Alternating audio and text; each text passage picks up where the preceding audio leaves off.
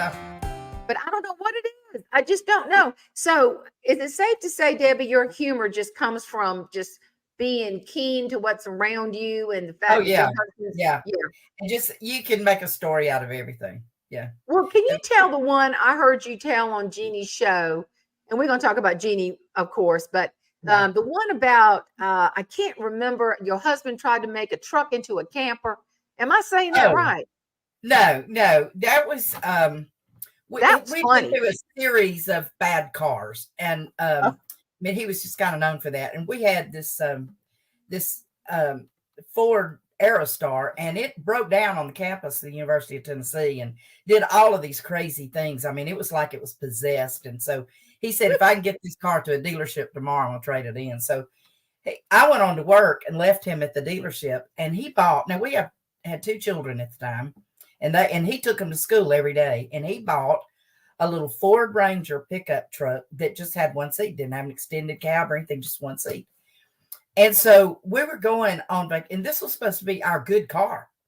And so the next week we were leaving on vacation, and I said, "What are you going to do with our kids?"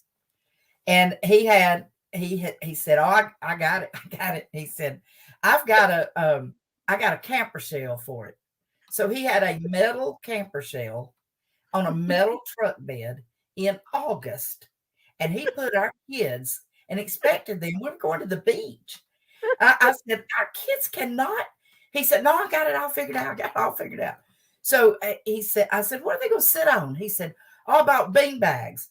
Now, these bean bags were vinyl bean bags in a metal truck with a metal camper shell in August.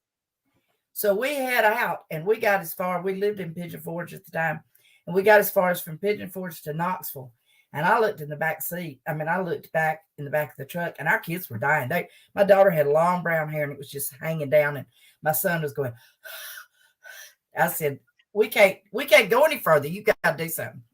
So he stopped at Walmart, put them in the front seat, let them sit in the air conditioner and everything.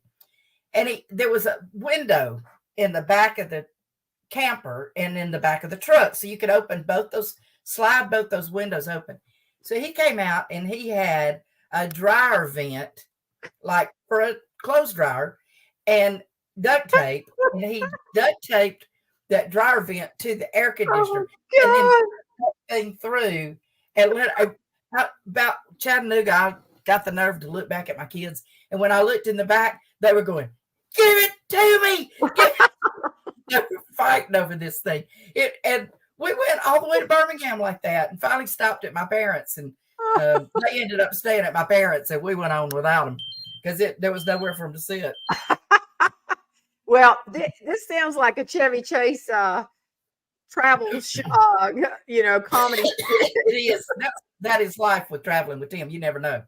Oh But my God. that's how it was. After a while, it started getting condensation. It started dripping down on us. We had to tape it up because it was awful. It was awful. But that was Oh just a my great gosh. idea.